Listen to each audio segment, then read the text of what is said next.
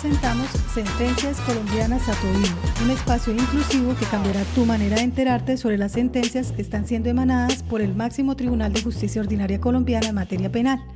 pasando de un documento escrito a una escucha activa que puedes hacer mientras vayas, ya sea de camino al trabajo, haciendo deporte, paseando a tu mascota o realizando la actividad que tú prefieras.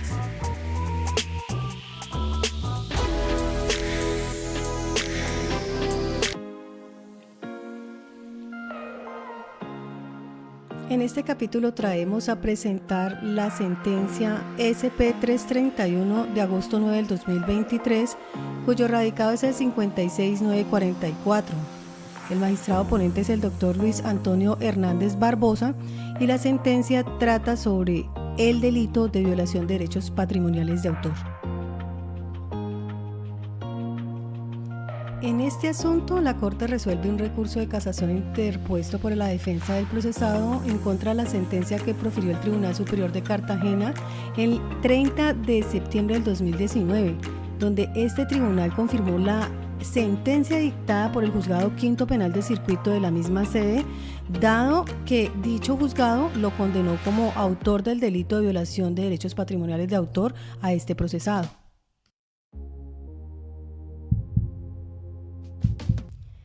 Frente a los hechos se tienen que estos sucedieron en Cartagena, donde varias personas se dedicaban a falsificar y vender diferentes obras del maestro Alejandro Obregón, entre estas la Barracuda, la cual se exhibía y vendía en diferentes tamaños sin autorización de los herederos del maestro. Entre otros sitios se vendían en una galería ubicada en el barrio Getsemaní, que era propiedad del aquí procesado. Como antecedentes procesales relevantes, tenemos que el 1 de octubre del 2015 se imputó al procesado el delito que aquí se expone y que está contemplado en los artículos 270 y 271 del Código Penal. La acusación tuvo lugar el 21 de julio del 2016, la preparatoria el 28 de septiembre del 2017 y el juicio oral el 23 de octubre del 2018. En esta fecha se emitió el sentido del fallo condenatorio. El 13 de marzo del 2019, el Juzgado Quinto Penal de Circuito de Cartagena condenó al procesado como autor del delito de violación a los derechos patrimoniales de autor en concurso homogéneo y sucesivo, de acuerdo al enunciado en el sentido del fallo, determinando entonces 60 meses de prisión e inhabilitación para el ejercicio de derechos y funciones públicas por el mismo lapso de tiempo. Además, este juzgado sustituyó la prisión carcelaria por la domiciliaria. La defensa entonces apela a la decisión, la cual es confirmada por el Tribunal Superior de Cartagena, por lo que contra esta decisión interpone el mismo recurso de casación, que es admitido por la Corte, quien ordena tramitar la sustentación respectiva. Y es así entonces como en la impugnación especial el defensor fundamentó su censura con respecto de 3 cargos. El primero, por infracción al debido proceso con fundamento en la causal segunda de casación, numeral segundo del artículo 181 de la Ley 906 del 2004. El segundo, amparado en el numeral tercero del artículo anteriormente mencionado, por infracción directa de la ley. Y el tercero, por violación de la ley sustancial por aplicación errónea. Frente al primer cargo, que era por infracción al debido proceso, el defensor señaló que el artículo 271 del Código Penal sanciona el delito que aquí se trata con una pena máxima de 8 años de prisión. Según esto, como el artículo 83 del mismo código dispone que la acción penal prescribe en un tiempo igual a la mitad de la pena máxima prevista en la respectiva disposición penal, contando a partir de la audiencia de imputación que tuvo lugar el 1 de septiembre del 2015 y la sentencia de segunda instancia que interrumpe el término de la prescripción se leyó el 9 de octubre del 2019, 4 años después de haberse realizado la audiencia de imputación, que corresponden a la mitad de la pena máxima, eso significaría que la acción penal para esa fecha había prescrito. Por lo que entonces el defensor solicitó casar la sentencia y precluir la actuación por cuanto el plazo máximo para dictar la sentencia de segunda instancia vencía el 1 y no el 9 de octubre del 2019, día en el que se realizó la audiencia de lectura del fallo. Y frente al segundo cargo por infracción directa de la ley, el defensor consideró que los juzgadores incurrieron en un error de selección del tipo penal porque tanto el juzgado como el tribunal consideraron que la conducta atribuida al procesado encajaba en el artículo 271 del Código Penal y fue ejecutada en concurso homogéneo y sucesivo. Según el tribunal, el procesado sin autorización reprodujo y comercializó obras artísticas cuyos derechos de autor recaen en otra persona. Para el defensor, los juzgadores atendieron la petición de la Fiscalía de condenar al procesado por el delito descrito en el artículo 271 del Código Penal y no por el artículo 270 de este mismo código, que inicialmente se le imputó al procesado.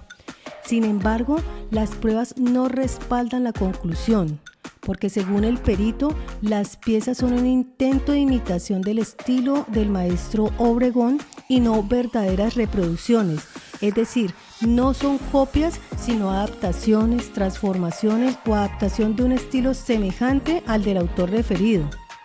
O en otras palabras, un intento de imitación del estilo que, como ya dijimos, no fue muy bueno o exitoso, dados los rasgos artesanales y rústicos de las piezas.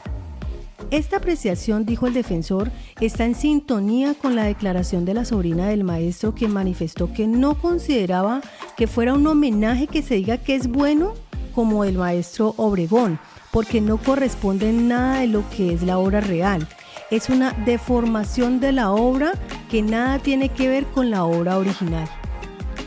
Entonces, según esto, la conducta no corresponde a la descrita en el artículo 271 del Código Penal, porque de ser así, para el defensor se habría truncado la creación de escuelas o movimientos artísticos con rasgos comunes como el impresionismo, por ejemplo. De modo que cualquiera puede hacer barracudas con un estilo similar al del maestro Alejandro Obregón sin que sea un delito. En ese caso, el acusado elaboró imitaciones que ni siquiera son similares, y lo que el artículo 271 sanciona es hacer reproducciones, es decir, copias, lo que significa que la conducta ejecutada no corresponde a la referida en el tipo penal. Por otra parte, para el defensor, estimó que si el acusado transformó la obra, lo atinado sería adecuar la conducta en el artículo 270 porque habría afectado la integridad de la obra, pero siempre y cuando se hubiese demostrado que atentó contra el decoro o la reputación del autor, lo cual no fue acreditado. Y frente al tercer cargo por violación de la ley sustancial por aplicación errónea, para el defensor, el tribunal confirmó la decisión al estimar que se probó la antijuridicidad material, porque señaló entonces en este caso el tribunal que el acusado explotaba la obra sin permiso del autor o de sus herederos, vulnerando las expectativas de los titulares de los derechos. En este caso, el juez simplemente dijo que se afectaron los derechos del autor, y esas afirmaciones, en criterio del defensor, son las manifestaciones de ausencia de prueba sobre la lesividad del comportamiento. Porque según la Corte, en cada caso en concreto se debe apreciar la lesividad de la conducta. Ese no es, ha dicho la Corte, un problema que le incumbe solo al legislador, quien lo hace bajo una regla abstracta, sino que es al juez a quien le corresponde verificar el daño en concreto que causa la conducta. En esa línea, la defensa trae a colación la sentencia SP radicado 31362 de mayo 13 del 2009, en donde la corporación expuso que las lesiones insignificantes a los bienes jurídicos no constituyen lesividad relevante a los fines de la tipicidad objetiva, como acontece según el defensor en este caso, en el que nadie se refirió al perjuicio económico, sino a la falta de originalidad de la pieza incautada que el investigador adquirió por un precio irrisorio. Por lo que el defensor se hace la pregunta, ¿en qué podría afectar esa venta al patrimonio de los herederos del maestro? Para este defensor no hay ningún elemento de juicio al respecto y por lo tanto solicitó casar la sentencia y absolver a su prohijado. Ya en audiencia de sustentación, este demandante reiteró los argumentos expuestos en su demanda.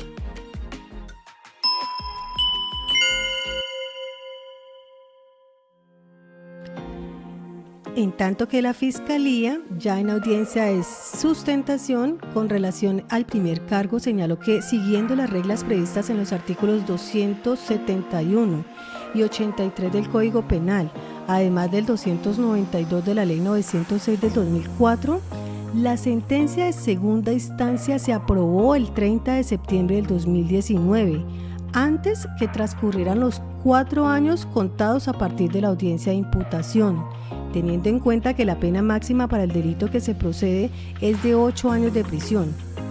Explicó entonces este órgano persecutor que para establecerse el término de la prescripción se debe considerar no la fecha de la lectura de la sentencia de segunda instancia, sino la de su aprobación, como lo ha precisado la Corte en la sentencia SP de agosto 14 del 2012, radicado 38467, por lo cual la acción penal en este caso no prescribió.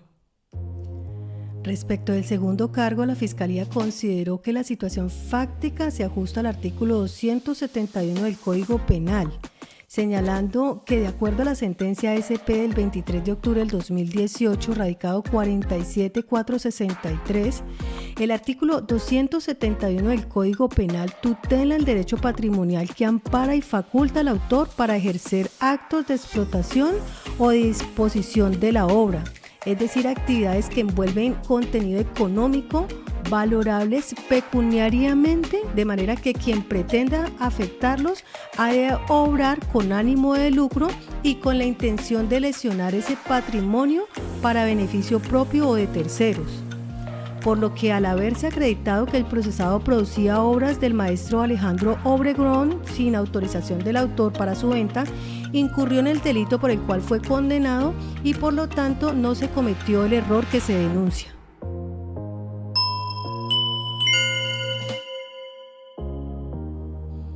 Ya por el lado de la Procuradora Segunda Delegada para la Casación Penal, frente al primer cargo, participó el concepto de la Fiscalía refiriendo estar de acuerdo con lo dicho por el ente persecutor.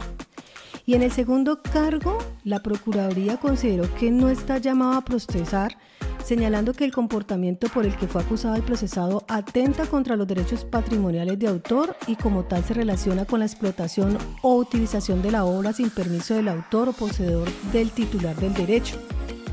En este caso, para la Procuraduría, el acusado incurrió en defraudación de los derechos patrimoniales de autor al elaborar y comercializar réplicas falsificadas de la obra que eran propiedad intelectual del artista. Explicó también que se encontraron 11 réplicas de la obra en la diligencia de allanamiento al almacén del acusado y se probó que no tenía autorización del autor o de sus familiares para su venta.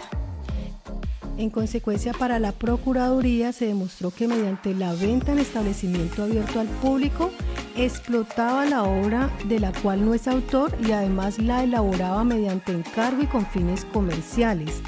aunque no las firmase con ningún nombre. Luego, para este ente quedó claro que la conducta sí lesionó sin justa causa el bien jurídico del autor en perjuicio de titulares de la obra, quienes no habían autorizado ningún tipo de reproducción o explotación comercial de la misma.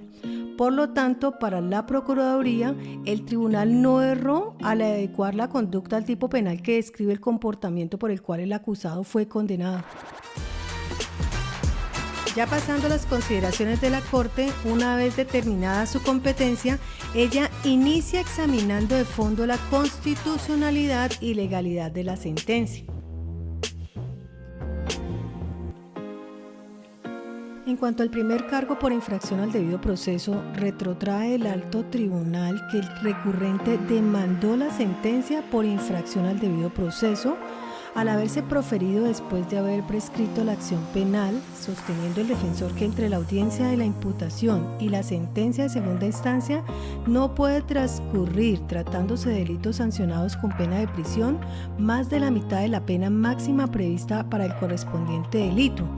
Y explicó que en caso de superar ese tiempo, la sanción es la extinción de la acción penal por prescripción.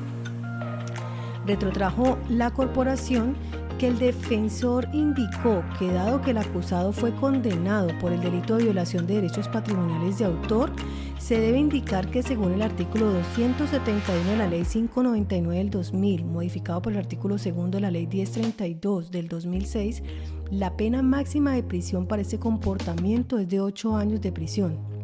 Por tanto, según el artículo 83 del Código Penal y el 292 de la Ley 906 del 2004, la sentencia de segunda instancia que interrumpe el término de prescripción de la acción penal debía aprobarse antes del 1 de octubre del 2009, como ocurrió, puesto que la audiencia de imputación se efectuó el 1 de octubre del 2005. Siguiendo la línea jurisprudencial sobre la materia, la Fiscalía y el Ministerio Público resaltaron que la fecha que delimita el término de la prescripción de la acción penal es la de su aprobación por la Sala y no la de la lectura, por lo cual, como la sentencia se aprobó antes del límite señalado en los artículos 83 y 271 del Código Penal, además de 292 del Código de Procedimiento Penal, el cargo por violación de estas reglas es improcedente, porque la fecha que delimita el término de la prescripción de la acción penal es el de la aprobación del fallo por parte del juez colegiado y no el de la lectura, como lo fue precisado por la Corte en la sentencia SP del 14 de agosto del 2012, radicado 38467, donde la Sala deslindó los efectos de la aprobación de la lectura del fallo, señalando que la parte final del artículo 189 de la Ley 906 del 2004 estipula que el fallo será leído en audiencia, de lo cual se infiere que ya fue emitido y aprobado y como tal nació la vida jurídica, porque de no ser así, se habría dicho que sería proferido en alguna vista pública. Por lo que al haberse aprobado el fallo de segunda instancia el lunes 30 de septiembre del 2019, antes de cumplirse el término de prescripción de la acción penal, no hay lugar a decretarse su extinción ni a sostenerse que la sentencia se dictó en un juicio penal que no podría proseguirse, por lo que este cargo se desestimó. Ya frente a los cargos segundo y tercero por infracción directa de la ley, para la Corte hay al menos dos formas de afrontar el problema planteado por infracción directa de la ley. La primera forma consiste en analizar la conducta desde el punto de vista de la división tripartita del delito: tipicidad, antijuridicidad y culpabilidad. Sistema de estancos en el cual la categoría de la tipicidad se cumple con la adecuación formal de la conducta del tipo penal. Y otra es bajo la consideración de que la antijuridicidad le confiere sentido al tipo penal y delimita la materia de prohibición, con lo cual el examen de legalidad tiene como objeto conductas antijurídicamente típicas. Para la Corte, ante un comportamiento que se define a partir de ingredientes normativos y juicios de valor que desde el derecho convencional concretan la ilicitud, su constatación no depende solo de verificaciones fácticas, por lo cual el mejor sistema para apreciar su desvalor es el de la segunda opción mencionada, esto es, bajo la consideración de que la antijuridicidad le confiere sentido al tipo penal y delimita la materia de prohibición. Esto justifica por qué ambos cargos, en lugar de examinarse por separado como si correspondieran a juicios de valor autónomos, se analicen como unidad desde una visión que congloba la tipicidad y antijuridicidad como expresión articulada del tipo objetivo. Entonces, desde este punto de vista, la Corte recuerda que el numeral primero del artículo 271 del Código Penal sanciona a quien sin autorización previa y expresa del titular de los derechos correspondientes por cualquier medio o procedimiento reproduzca una obra de carácter literario, científico, artístico o cinematográfico, fonograma, videograma, soporte lógico o programa ordenador, o quien transporte, almacene, conserve, distribuya, importe, venda, ofrezca, adquiera para la venta o distribución o suministre a cualquier título dichas reproducciones. por lo que a pesar de la complejidad de los términos y del lenguaje que se utiliza, en este caso la acusación se centró en la venta de una obra del maestro Obregón que el acusado reprodujo. Como la norma no dice que la reproducción debe ser exacta o similar, perfecta o burda, el tribunal consideró que elaborar y comercializar réplicas falsificadas de la obra artística La Barracuda es un comportamiento típico del delito de violación de los derechos patrimoniales del autor y derechos conexos, señalando que con base a lo expuesto, cabe advertir que en el presente asunto el comportamiento a partir del cual se le indica responsabilidad del procesado, la Fiscalía lo asocia con la elaboración y comercialización de réplicas falsificadas de la obra cuya propiedad intelectual radica en la cabeza del artista Alejandro Obregón, y bajo tal supuesto le atribuyó la comisión del reato consagrado en el artículo 271 numeral primero del Código Penal, estimando también que el acusado debe actuar con ánimo de lucro. Nota que se dedujo así el tipo penal no lo exprese de acuerdo al bien jurídico que está en la base del tipo de prohibición. Por otra parte, para el tribunal, como la parte inicial del tipo penal menciona que en la conducta típica incurre quien actualice la prohibición sin la autorización previa y expresa del titular del derecho, ello conglobó la descripción típica con lo dispuesto en el artículo 21 del régimen común sobre derechos de autor y derechos conexos o decisión 351 de 1993 del Acuerdo de Cartagena, el cual establece que las limitaciones y excepciones al derecho de autor que se establezcan mediante las legislaciones internas de los países miembros se suscribirán a aquellos casos que no atenten contra la normal explotación de las obras o no causen perjuicio injustificado a los legítimos intereses del titular o los titulares de los derechos. Y como en el criterio del tribunal se probó, de acuerdo a la declaración del investigador, que la galería del acusado se incautaron 11 piezas de la Barracuda y una del Cóndor para ser comercializadas, investigador que además adquirió una por 300,000 pesos, no cabe duda que el procesado incurrió en el delito por el cual fue acusado, porque la conducta asumida, además de presentar un atentado para la manera normal como se debía explotar patrimonialmente la obra, lleva implícito un perjuicio injustificado para los intereses de los derechohabientes. Sigue retrotrayendo la Corte que en sentencia de primera instancia, el juzgado destacó la declaración del investigador judicial, quien indicó que las labores se llevaron a cabo en Cartagena,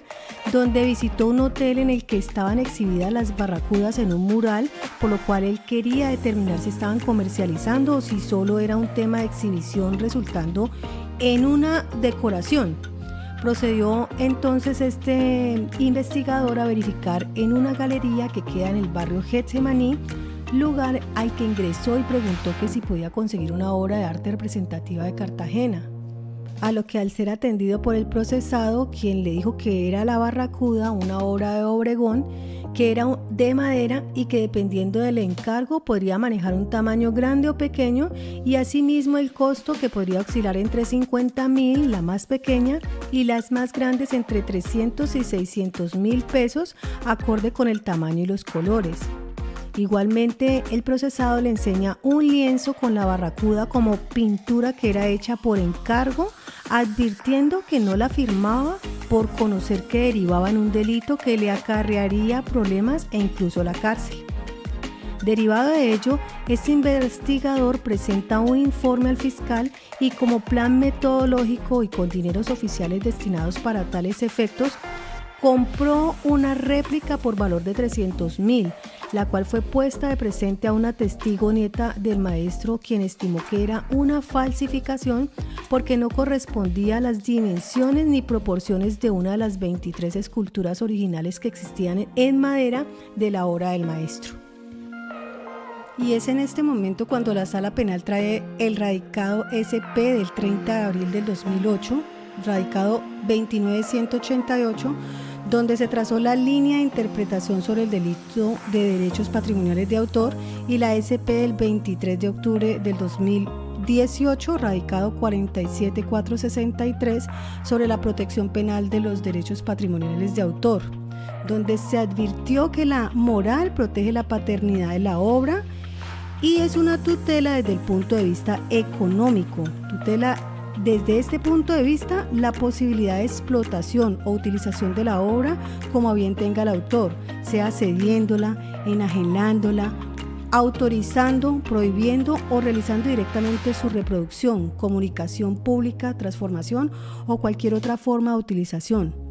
Por lo que la protección penal del derecho patrimonial de autor se refiere a comportamientos que se relacionan con la explotación o utilización de la obra en formas no consentidas por el autor o titular del derecho, en quien recae de manera exclusiva la facultad de enajenarla, cederla, autorizar o prohibir las reproducciones o modificarla, entre otras. Esta concepción económica del derecho de autor implica que pueda cederse como a bien tenga su titular o que autorice legalmente su ejercicio. De allí que el artículo 271 del Código Penal penaliza, valga la redundancia, una serie de conductas contra el derecho de exclusividad patrimonial de la obra, siempre que no estén en el ámbito de las excepciones que señale la ley, o que no sean autorizadas por la liberalidad de sus titulares. Pues no en vano el artículo 15 del Código Civil dispone que podrán renunciarse los derechos conferidos por las leyes con tal que solo miren al interés individual del renunciante y que no esté prohibida la renuncia. Entonces, lo que no puede hacerse porque afecta al núcleo de protección del derecho, al menos desde su concepción patrimonial, es reproducir la obra con ánimo de lucro sin la autorización del titular del derecho o de sus causavientes. Eso formalmente fue lo que declaró probado el tribunal. Por otra parte, el núcleo de la discusión que propone el recurrente se relaciona con el juicio de desvalor del acto, dándolo así a entender cuando afirmó que se trata de una imitación de una obra emblemática del conocido artista y que al hacerlo no produce un delito porque de otra manera no existirían escuelas o movimientos artísticos, además que no es un delito dada la insignificancia del daño.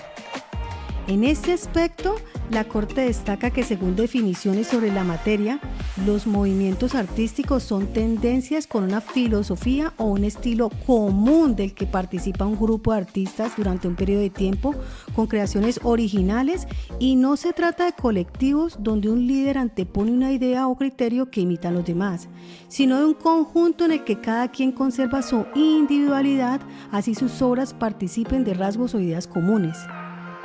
Por lo tanto, este concepto está lejos de la propuesta del demandante, quien pretende ubicar al procesado como integrante de dicho movimiento, el cual no define, de cuyo trazo únicamente consiste en imitar una obra específica del maestro Obregón, contrariando la ética de lo que es precisamente el movimiento artístico. Pero por otro lado, el procesado, cuando se le propuso negociar la obra, no mencionó ser un autor que compartía ideas afines con el maestro, sino que dijo tener claro no poder firmarla por tratarse de imitaciones de la obra que vendía según el pedido de los interesados en ellas. Lo que no se trata de un problema conceptual sino económico, por lo que la discusión se centra sobre la reproducción de la obra con fines de lucro y sin la aquiescencia del autor o sus herederos, y por tanto la adscripción formal de la conducta del artículo 271 del Código Penal no es equivocada. Otro tema son los efectos económicos que puedan llegar a ser inocuos frente al impacto sobre el patrimonio del artista o de sus herederos, porque la estimación del daño en la consideración de lo injusto de tener en cuenta los usos honrados, que según el artículo 3 de la decisión 351 de 1993 del Acuerdo de Cartagena sobre el régimen común sobre los derechos de autor y de derechos conexos, incorporado a la legislación colombiana, no interfieren con la explotación normal de la obra ni causan un perjuicio irrazonable a los intereses legítimos del autor. En este aspecto, la Corte ha señalado que el Acuerdo de Cartagena sobre derechos de autor se integra en la legislación colombiana y conforma en esta materia el bloque de constitucionalidad.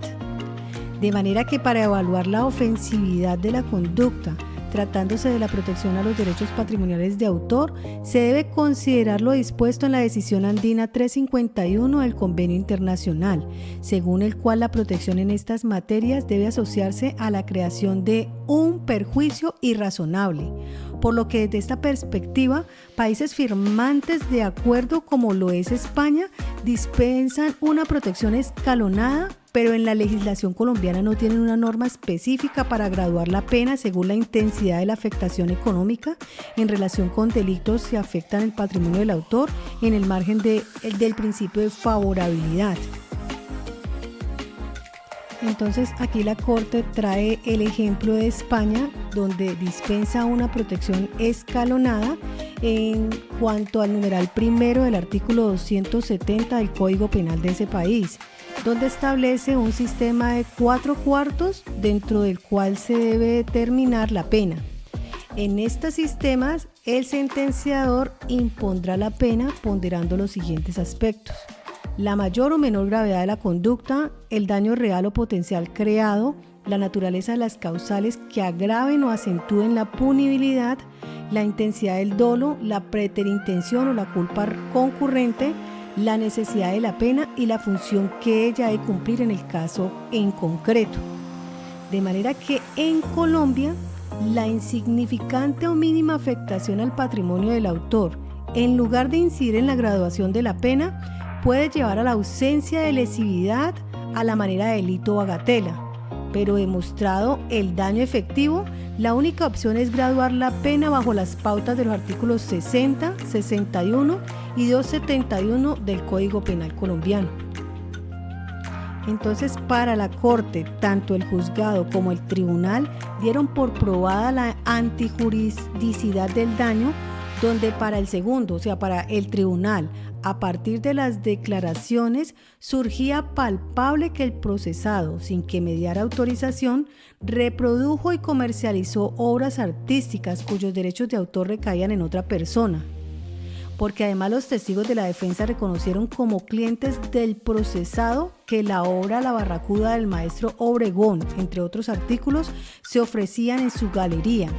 dilucidando entonces el tribunal que la conducta asumida por el procesado representaba un atentado para la manera normal como se debía explotar la obra,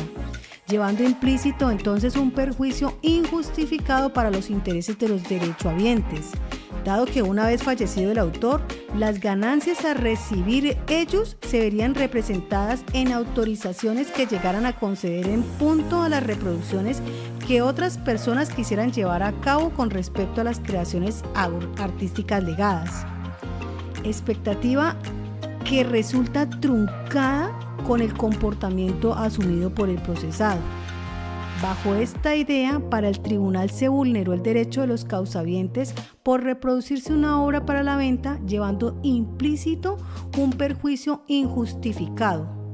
Por el contrario, a esta posición, para la Corte, esta argumentación corresponde a una exposición teórica sobre la materia desde una perspectiva de lo que pretende sancionar el tipo penal, pero no asume ni demuestra ni enseña las bases que permitan en concreto inferir no que el procesado vendió una barracuda por 300.000 pesos ni que tenía otras, sino cómo esta conducta lesionaba los derechos patrimoniales de los herederos del maestro.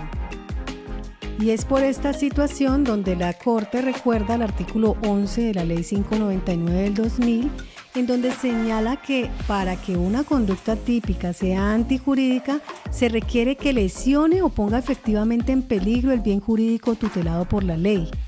Exigencia que se vuelve insistente con la que hace el Acuerdo de Cartagena en el artículo 3 de la Decisión 351 de 1993, según el cual la protección no incluye conductas que no interfieren con la explotación normal de la obra ni causan un perjuicio irrazonable a los intereses legítimos del autor. En otras palabras, tanto el Acuerdo de Cartagena y la definición de la categoría de la antijuridicidad de que trata el artículo 11 de la Ley 599 del 2000 valoran el hecho desde su lesividad, no simplemente desde la adecuación formal de la conducta al tipo penal,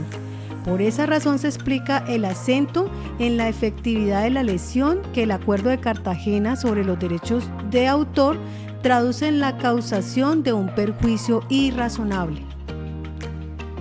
Y es que recordemos sobre la conducta juzgada que la nieta del maestro señaló que ella no consideraba que sea un homenaje que se diga que eso es del maestro Obregón porque no corresponde en nada de lo que es la obra real. Es una deformación de la obra, nada tiene que ver con la obra original. Siguiendo sus términos, se diría que es una imitación burda, de manera que si esa fuera la conducta juzgada desde la perspectiva de la protección del derecho moral del autor, no tendría mayor relevancia jurídico-penal. A esta persona, a esta testigo, no se le preguntó nada acerca de cómo esa imitación afectaba sus derechos patrimoniales y el perjuicio derivado de ese comportamiento. Y como ese tema no se mencionó en el juicio, el tribunal infirió que toda imitación, así sea burda, según el autorizado concepto de la nieta, llevaba implícita la idea de perjuicio. Algo así que la tipicidad es indicio de la antijuridicidad. Sin embargo, la apreciación de la nieta del maestro no se puede ignorar al analizar el desvalor de la acción, ni siquiera centrando el juicio de la antijuridicidad exclusivamente en torno a la peligrosidad ex ante de la acción. En efecto, si se probó la realización de imitaciones burdas que son más una deformación de la obra, esa connotación priva a la acción de la peligrosidad efectiva que la antijuridicidad exige en relación con el delito de carácter eminentemente patrimonial. Entonces, salvo las pruebas que demarcan la conducta juzgada y otras de expertos que señalan que la obra no corresponde a la original del maestro, no existe ninguna prueba que al menos permita dimensionar la entidad del daño económico, puesto que la Fiscalía no acreditó ningún referente objetivo que permita asegurar, como lo exige el Acuerdo de Cartagena, que se causó un perjuicio irrazonable a los derechos económicos de los herederos del autor, o una elección efectiva al patrimonio de estos para expresarlo en los términos del artículo 11 del Código Penal.